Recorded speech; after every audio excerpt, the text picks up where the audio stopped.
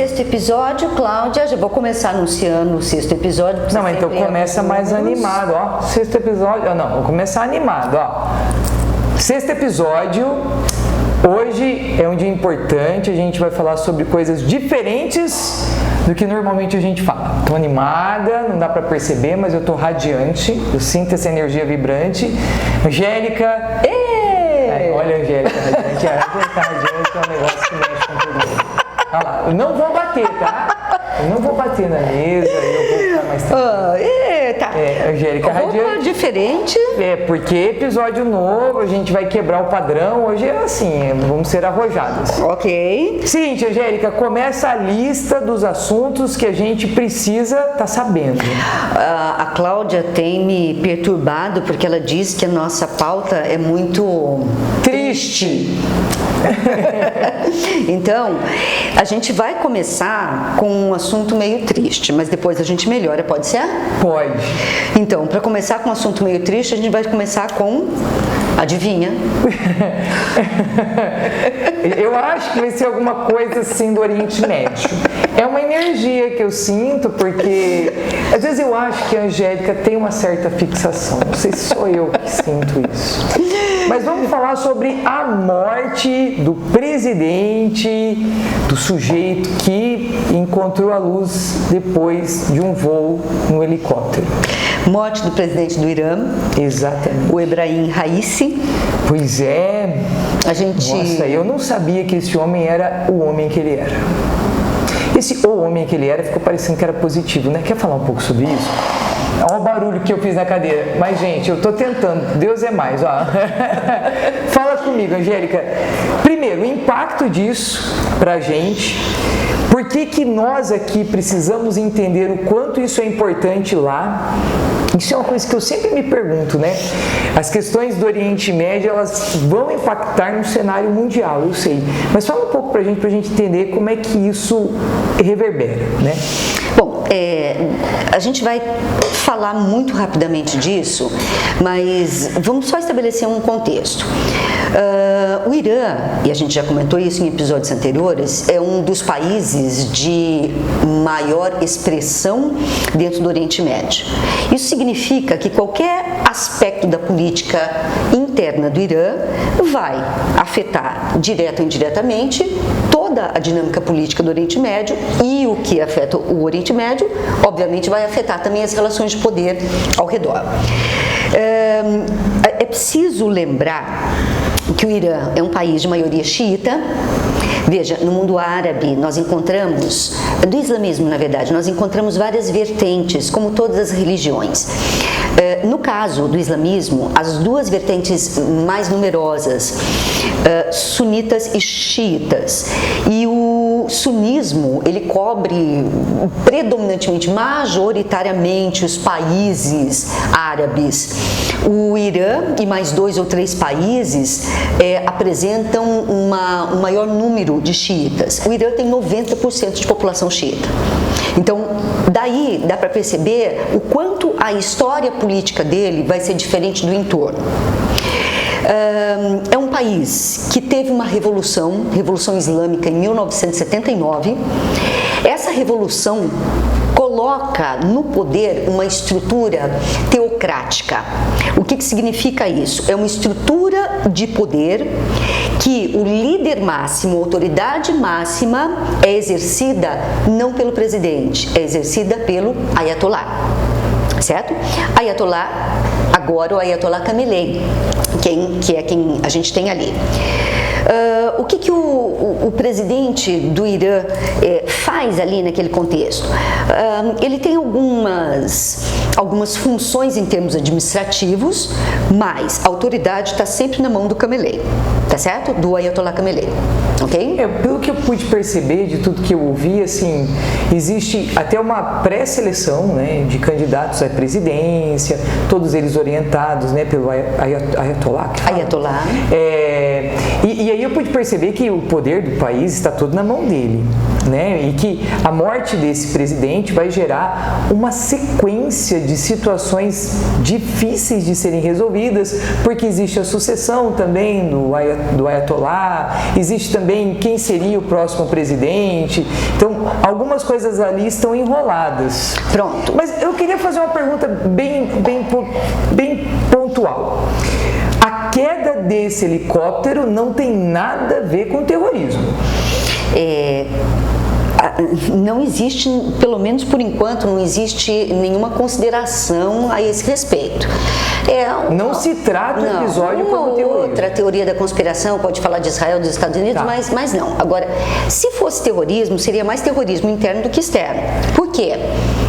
Por quê? Porque esse presidente ia assumir o lugar do Khamenei, do Ayatollah. Certo. Então, o que eu quero dizer é assim, não é esperado que nesse momento a gente viva uma retaliação. Não. Perfeito. Não é esperado. O que você falou desse homem, o Raisi? O que você viu a respeito dele? Então, o que eu entendi, Angélica, assim, pelas coisas que eu li, ouvi, acompanhei, que essa revolução acontece finalzinho da década de 70, ela vai tirar do poder uma monarquia, né, se eu não me engano, e ela coloca no poder uma teocracia, né? E aí essa teocracia, ela vai gerar movimentos de repressão mais agudos em relação ao comportamento feminino e outras situações. Mas fica bem ali pontual que a condição da liberdade da mulher passa a ser totalmente reconfigurada nessa nova possibilidade de regimento. Isso vai gerar algumas rebeliões, alguns movimentos sociais bastante intensos. Descobri também, estava falando isso para você hoje pela manhã, que o Irã é um país de pessoas jovens, né? Boa parte da população tem menos de 30 anos, então eu fico imaginando viver num país jovem com tantas regras bastante controversas por momento, né? E aí eu fico pensando que esse sujeito, ele fez um movimento de contenção, estou escolhendo palavras porque eu estou levantando a bola para você, tá? Um movimento de contenção de todas essas rebeliões. E essa contenção foi paga com a vida de muita gente. E que esse sujeito, num passado não muito distante, era um juiz que acatava algumas decisões que estavam de acordo com essa nova, antiga visão de mundo. E que, portanto, ele, ao ser juiz, julgou e declarou como pena a morte de muita gente. Você sabia disso, Gui? Cara, na década de 80, se eu não me engano, se eu estiver enganado, me corrija, cara, na década de 80, o Irã fuzilou e enforcou pessoas. Opositores, dissidentes, certo? Não, eu digo isso porque eu fiquei tão impressionada com isso. Os corpos foram jogados em valas, né? Uma coisa absurda, assim. Então eu fiquei impressionado com o tamanho da violência, né, que existe nesse país. E aí esse sujeito presidente. Então eu fiquei imaginando, então esse eixo administrativo e de governo ali, ele todo estava alinhado? Era isso? Era isso. A estrutura política faz com que cada um dos níveis de poder conversem entre si, e esses níveis de poder acabam praticando a mesma doutrina. É ali que acontece a história da menina do... Pronto, era isso que eu ia falar agora. Né? É preciso que a gente se lembre da polícia moral, né? A polícia que costuma andar pelas ruas verificando se as pessoas estão seguindo o que foi considerado aí, o que foi declarado enquanto saudável para a sociedade. E dentre outras coisas, as mulheres devem usar o hijab, né? Que é o lenço. O que aconteceu, acho que foi em 2022, com uma garota jovem, 2020, 2022, o hijab, me parece que escorregou e o cabelo dela apareceu.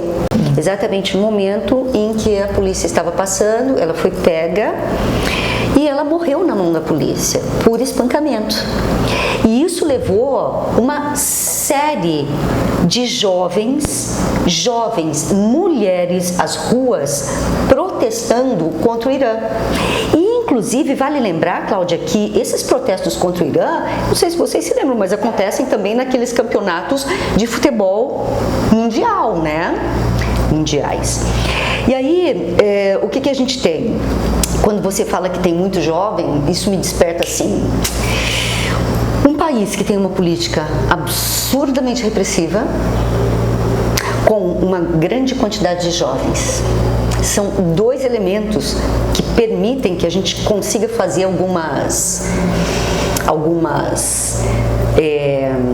alguns prognósticos. As previsões. O que acontece futuramente? Por quanto tempo o Irã consegue manter essa política estável? Vai haver ou não manifestações? O Irã é um país de manifestações. É um país de manifestações. E veja, eu não estou afirmando que o Irã vai, de uma forma ou de outra, se desconstruir ou se dissolver. Mas esse é um elemento a ser considerado, né? Muitos jovens e muita repressão. Aumenta a tensão agora com a morte do presidente? Creio que não. A tensão em nível interno ou externo? Interno, creio que não. O que vai acontecer é que muito rapidamente eles já estão conseguindo organizar os novos candidatos e um dos candidatos, quem é? Quem é? O filho. Ah, sim. Mas aí existe um impeditivo, né? Porque se eles derrubaram a monarquia, essa sucessão natural. Né? O filho do Ayatollah, que inclusive é uma figura meio isolada na estrutura política, né? Então, olha que louco. Vamos colocar o filho dele. De administração, mas não é uma pessoa. Exatamente. Vamos deixar esse assunto para os próximos. Vamos. Certo? E vamos para frente? Vamos. Falando, Cláudia, rapidamente também sobre presidente, vamos lembrar que a gente está tendo eleições na Índia? Certo? E nós estamos falando de eleições num país que tem algumas características muito peculiares. Nós estamos falando do país mais populoso do mundo. A Índia passou a China em população absoluta. Nós estamos falando de um país que tem uma diversidade étnico-cultural gigantesca. E dentre essa diversidade, a gente consegue pelo menos levantar dois grupos que são mais numerosos, que são os hindus e são os muçulmanos. Mas dentre esses hindus, ainda assim você tem diversidade. Você ainda encontra lá budismo, cristãos e vai por aí afora. Como é que você realiza eleições num país em que quase 1 milhão de pessoas, 1 bilhão de pessoas vão votar?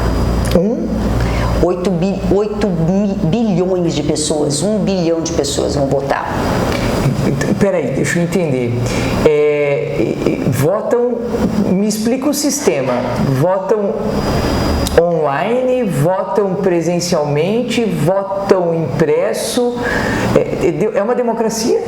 Maior democracia do planeta. Maior democracia do planeta. Certo? O candidato ali, que provavelmente, dois candidatos que provavelmente ali devem concorrer, são mais conservadores, menos conservadores? O candidato que hoje está no poder, né, é o primeiro-ministro, lembrando que é um mandato de 5 anos. Certo. O Modi. Mas esse não é um sujeito que prioriza algumas liberdades, né? O Modi ele tem um traço populista. E dentre outras coisas, ele agrada a grandes grupos de hindus porque ele faz um discurso um pouco mais repressivo, mais violento com relação ao que eles chamam de minorias, por exemplo, com relação aos muçulmanos da Índia. Então certo? Existe um espaço de tensão na Índia? Muita tensão. Existe algum espaço no mundo que não está tenso? Não. Não, Aruba, talvez. Aruba. Uhum. Aruba tá tranquilo. Vamos pra Aruba, viu, gente? Seguinte, foca em Aruba, tá? A gente vai pra lá levar atenção. Precisa só ver se não tá passando furacão também, né? Mas não tem problema, nós vamos pra lá, a gente leva essa atenção pra gente, tá? Vamos levar essa mensagem da atenção pra lá. Então é isso, o Modi, ele é uma figura que ele tem trazido, o Modi tem uma agenda geopolítica. Eu sempre falo isso, o estadista, ele pode ser uma pessoa admirável ou não, mas se ele tem uma agenda geopolítica, ele certamente vai fazer o país dele avançar. Você entende? Então, o Modi, ele tem uma agenda geopolítica e ele, nos últimos anos, nos 2 últimos mandatos, ele conseguiu grandes avanços em termos econômicos. Neste momento, o que a Índia faz é desenvolver um soft power tão sutil que ninguém percebe. Lembrando que o poder, ele pode ser construído, e assim, falando de uma forma bem básica, tá? Ele pode ser construído a partir do que a gente chama de soft power e do que a gente chama de hard power. O soft power é a tua capacidade de influência, a tua capacidade de influência cultural, influência econômica, certo? O hard power é a tua capacidade militar. A tecnologia que tem sido gerada pela Índia em uma série de sistemas, o Modi está exportando isso para todos os lugares. Aliás, é a mesma metodologia da Coreia do Sul, né? Olha então, só. Isso faz o quê? Isso coloca um pouco mais de espaço geopolítico na Índia e quem está fazendo isso é o Modi. E isso coloca o Modi também ao lado de quem? Dos Estados Unidos. Contra quem? Contra a China. Vai falar que geopolítica não é uma coisa fantástica. É uma delícia, como é que é? Nossa, é delicioso. Nossa, ela sente até a boca salivar. Saliva. Entendeu tudo isso? Impressionante. Você sabe o que é impressionante? Que essa eleição, ela começou em meados do mês de abril, ela termina em junho. E com relação à sua pergunta, algumas províncias têm urnas eletrônicas, outras províncias não. E existe uma regra básica, que em todo local de votação tem que haver um fiscal. Então, existem algumas histórias assim, de algumas áreas, em que tem 2, 3 pessoas que vão votar e lá vai ter uma urna e um fiscal. Por isso que você demora, imagina. Quanto tempo demora a eleição lá, será? Começa tipo num dia e vai. Porque é o seguinte, a eleição lá é feita em etapas. São 7 etapas, Cláudia. Nossa, gente. Não, é muito louco. Sabe por quê? Porque a gente acha que todo mundo vota e elege como o Brasil. Começa de manhã, 8 horas da noite, a gente já sabe o que aconteceu. Exatamente, uma modernidade fantástica. Por exemplo, ontem ou hoje, o primeiro-ministro inglês, primeiro-ministro britânico, ele anunciou eleições para o dia 4 de julho. Ficou todo mundo surpreso, porque todo mundo esperava que ele fosse anunciar eleições só no segundo semestre. Nos próximos podcasts, a gente deve falar sobre isso. As eleições na Inglaterra são completamente diferentes. No caso da Índia, as províncias elegem políticos para o que eles chamam de Câmara Baixa. Essa Câmara Baixa, o maior número de cadeiras vai indicar o primeiro-ministro. E você tem também a Câmara Alta. Então, existe 7 etapas. Assim, eu sou a pessoa que vê a Índia como mostrava na novela Caminho das Índias, sabe? Eu sou a louca, né? Do estereótipo. Não sei o que é isso. Caminho das Índias é uma novela maravilhosa do Raj. Pois você mostra o Raj. O que acontece? Angélica, e lá como é que é assim? Tem debate? Quem quer ser o milionário? Alguém lembra disso? Tem o quê? Quem quer ser o milionário? É isso que eu penso, sabe? Sim. Então eu fico pensando assim, lá tem debate político? Sim ou não? Lá tem debate político. Lá as pessoas discutem política como a gente, assim? Lá como time de futebol? Lá você está falando de 1,5 bilhão de habitantes que discutem, algum setor discute. Entendi. E lá a política interfere na vida das pessoas exatamente como aqui? Também. O Modi, ele associa muito a figura dele ao aspecto religioso. Ele não tem a ver com aquela história de casta, ele fala um pouco sobre isso, Sim. né? E ele se mostra quase como alguém que está contra tudo isso, né? Então ele vem com um olhar diferente.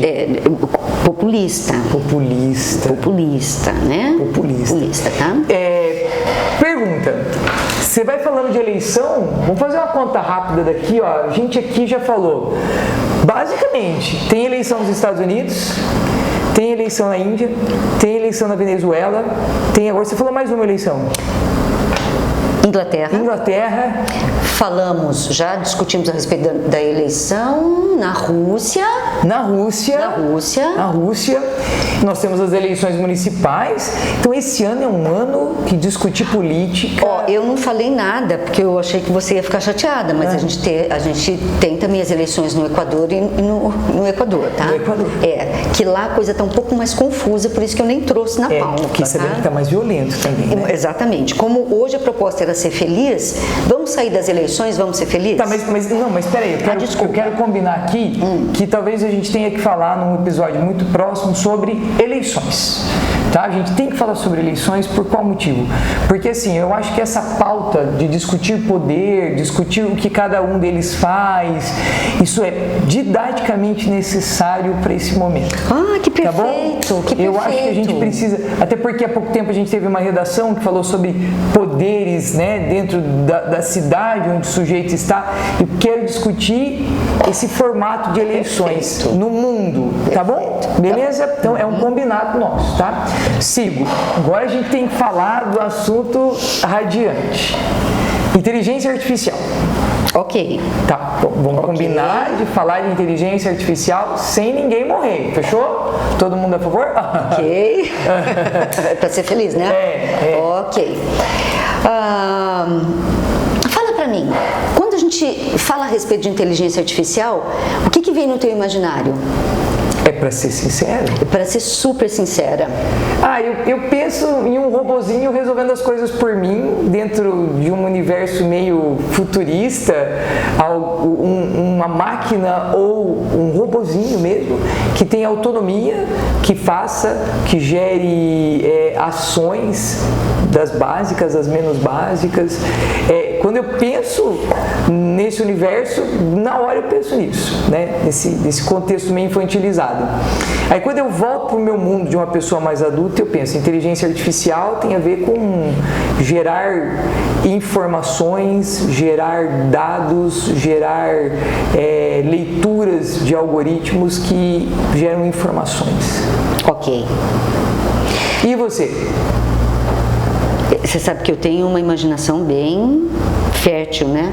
Bem não sei se fértil. Eu quero pensar a respeito disso. Assim, na minha cabeça ficou meio estranho. Não. Né? Assim, eu não sei. Inteligência artificial. Tudo bem, Angélica, eu super respeito. Ok. Eu apoio tudo isso. Não, inteligência artificial, eu lembro. Por exemplo, aqueles desenhinhos. Você lembra daqueles desenhinhos de alguns anos atrás? Jetsons. Bastante tempo. Jetsons, por exemplo, lembra? Claro. Que a robozinha faz tudo, lava a louça. Você pensa nisso também? Penso nisso. E eu lembro dos livros, tem uns contos assim, de futuro. Isso realmente está no meu imaginário. Mas quando a gente fala de inteligência artificial, não existe mais um descolamento do nosso imaginário para a nossa realidade. Sim. A inteligência artificial, ela está aqui. E se a inteligência artificial está aqui, ela está gerando lucro.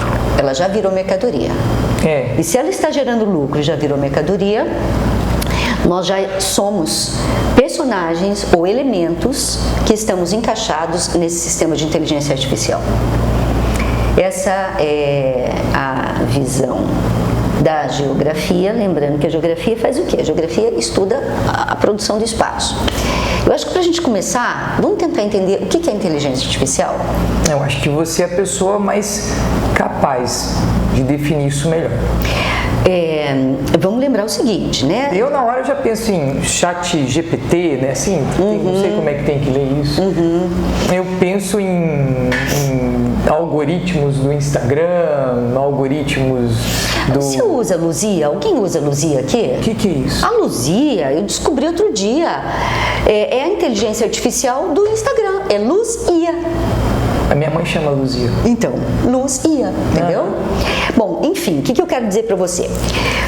É óbvio que a gente não vai fazer uma abordagem super, hiper, mega técnica. Para a gente fazer uma abordagem técnica, a gente teria que ter um engenheiro ou uma engenheira aqui trabalhando com a gente, tá? E nem nos interessa. Quando a gente fala da engenharia, da inteligência artificial, nós estamos falando do quê? Nós estamos falando da possibilidade de dotar as máquinas de autonomia. Então, nós estamos desenvolvendo a capacidade das máquinas em serem autônomas. E quando eu falo de máquinas, eu estou sendo extremamente genérica. Eu estou falando desde o robozinho, não é? Aquele robozinho que sai... aspirando a casa. Aspirando a casa, que todo mundo coloca o gato em cima, não é? Eu não tenho. Para se divertir? Isso, então tá. E eu tô falando desde isso até o chatbot que te atende, que eu acho que não tem coisa mais irritante, né? Sim. Aquele looping eterno que você não consegue falar com a pessoa, é isso? Exatamente. Do menu abaixo, clique onde eu posso te ajudar. Né? O chatbot. Enfim, isso é a inteligência artificial. É você dotar as máquinas de autonomia. Tudo bem ou não? Para você dotar as máquinas de autonomia, você vai ter que simular, ou pelo menos chegar próximo a simular a inteligência humana. Certo? Então, como é que eu faço essa simulação?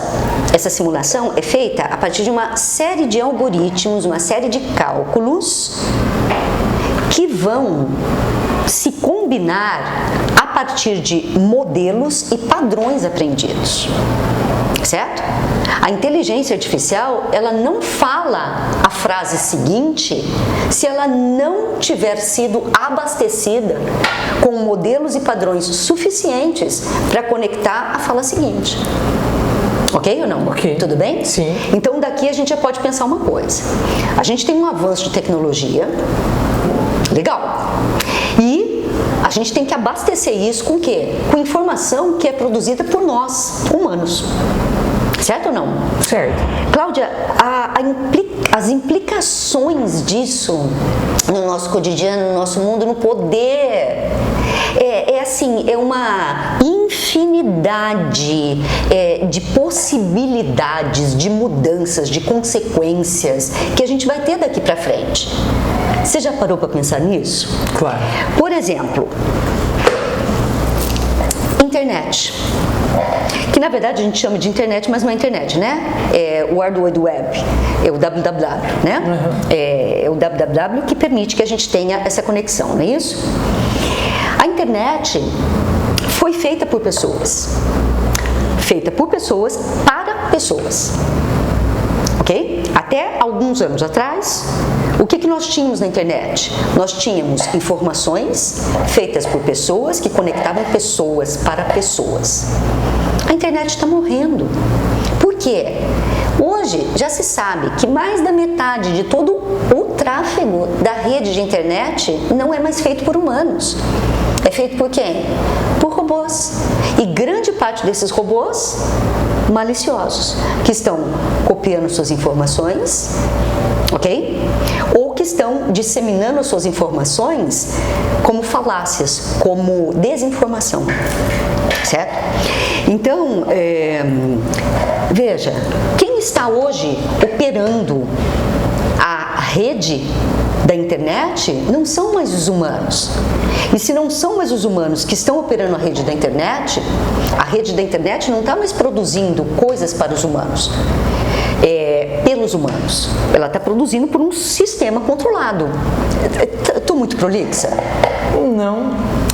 Mas é que era para ser feliz, eu estou super preocupada. Gente. Porque na verdade, qual é a lógica disso tudo? Nós perdemos o controle. Mas a gente sempre perdeu o controle. A Cláudia fica desesperada, mas ela não entende que foi sempre assim, de um jeito ou de outro. O que eu quero dizer para você? O que eu quero dizer para você é o seguinte. Vou dizer para você. A inteligência artificial, você já imaginou o que ela vai fazer com o Google? Já parou para pensar? Quando você entra no Google, você coloca lá. Ela vai gerar a informação que ela quiser.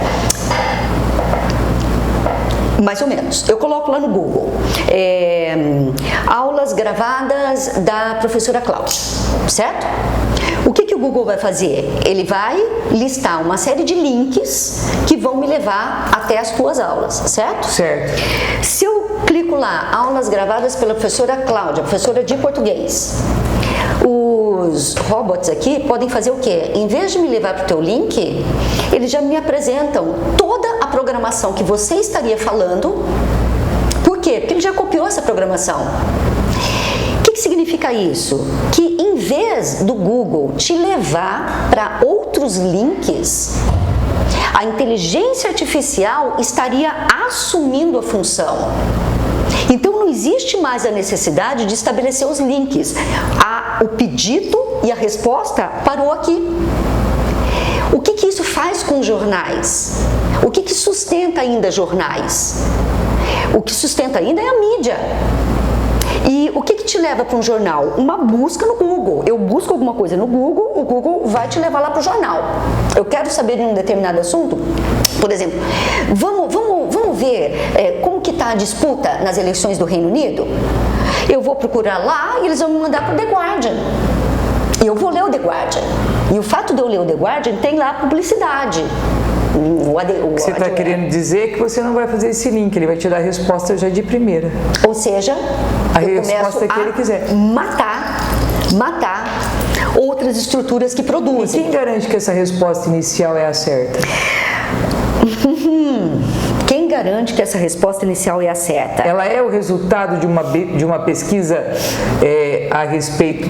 Ele filtra as informações que aqui estavam dispostas e traz um pacote em bloco ali? Vamos esperar que sim. Só que aí, para te responder, eu vou falar de duas coisas, tá? A primeira coisa que eu só queria complementar. Você parou para pensar que a função dos jornais, a partir disso, vai ser só alimentar a inteligência artificial. Ou seja, o jornal deixa de existir por si só. O jornal passa a existir alimentando a inteligência artificial. E por que o jornal ainda vai existir? Porque o jornal tem uma linguagem que é típica de uma reportagem, porque é o jornalista que vai conseguir fazer confluir os eventos, fazer a leitura, o diagnóstico, o prognóstico dos eventos. Mas o jornal, ele deixa de existir por si só. Ele passa a existir para quê? Para alimentar a IA.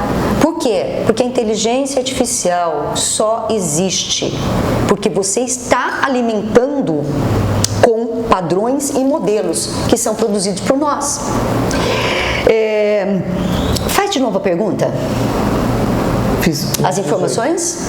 As informações, elas serão compiladas e serão verdadeiras? As informações serão verdadeiras? Quantas empresas no mundo hoje detêm tecnologia do IA? Detém. Eu chutaria o quê? Umas 4, 5? 4? 4. Uhum. 4 empresas nesse planeta de 8 bilhões de habitantes. Nesse planeta que tem 510 milhões de quilômetros quadrados. 4 planetas detêm a tecnologia. 4 planetas, eu não ia bater na mesa. Desculpa, não é planeta, tá, gente? É 4 empresas, tá certo? A gente está falando do quê? Google, Windows, Amazon e a Meta do Zuckerberg. Ok? Entendi. E aí você pode pensar na quantidade de investimentos que esses negócios começam a agregar, não é? Você passa a ter uma condição de um novo poder, né? Porque eu imaginava antes que as pessoas mais poderosas do mundo eram as pessoas que comandavam grandes países, né? E que gerenciavam grandes relações diplomáticas. Tinham poder porque tinham conteúdo diplomático e geravam relações de influência, né? Para mim era isso, né? Quem era poderoso, né? Só que quando eu vejo essa nova possibilidade de configurar o mundo, eu vejo que existe, então, a esfera dos poderes políticos e essa nova esfera. Eu posso chamar essa esfera de poderes, posso dar um nome para ela? Pode. A esfera de poderes políticos, Estado com E maiúsculo, porque Sim. a gente ainda está num sistema internacional de Estados modernos. Certo. Então, a esfera do político é a esfera do Estado. Certo. Enquanto agente organizador ainda da nossa estrutura política. Certo. A hora que você aumenta isso e coloca isso na mão de 4 pessoas... Então, sabe o que a gente vai discutir nas próximas vezes? Nós vamos discutir uma coisa chamada soberania digital. Os estados passam a perder soberania? E quem ganha soberania? Mas eu não sei se eu quero fazer essa pergunta, mas você acaba de certa forma transformando o que é Estado em algo individualizado, está dentro de um universo em que uma pessoa que gerencia essas grandes empresas, ela diz o que acontece ou não acontece, o que faz e o que não faz? Sim.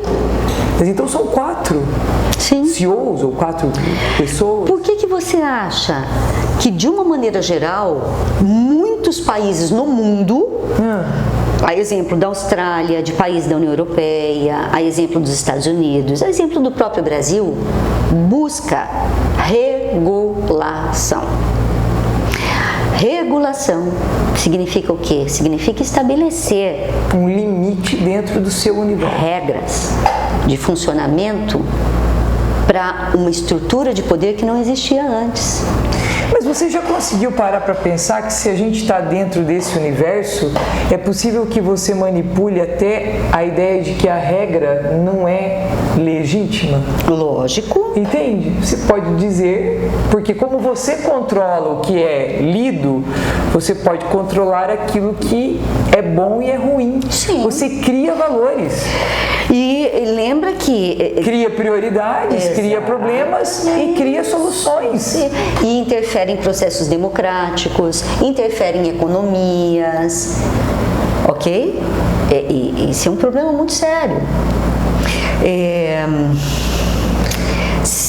Você entende que a gente passa a viver realmente no que a gente chama de meio técnico, científico, informacional. Muita gente tem dificuldade de entender isso. A forma como nós estamos produzindo o espaço que nós vivemos. Ele é basicamente permeado pelo quê? Pela ciência, pela informação. Nossa! Informação é poder, né?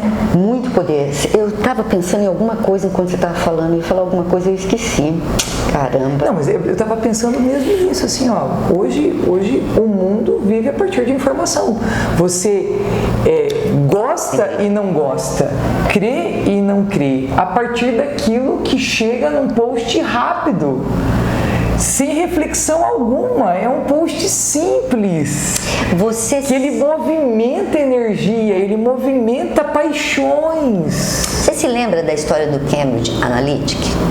Não, melhor. Melhor.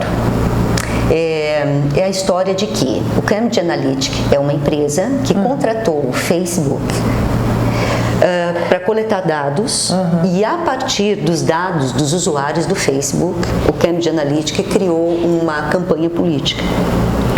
E, segundo consta, a teoria da conspiração ou não, eu não gosto muito de entrar nesse terreno, que eu acho um terreno meio questionável, teve uma grande participação de hackers russos e vai por aí afora. Mas, enfim, o que eu quero dizer?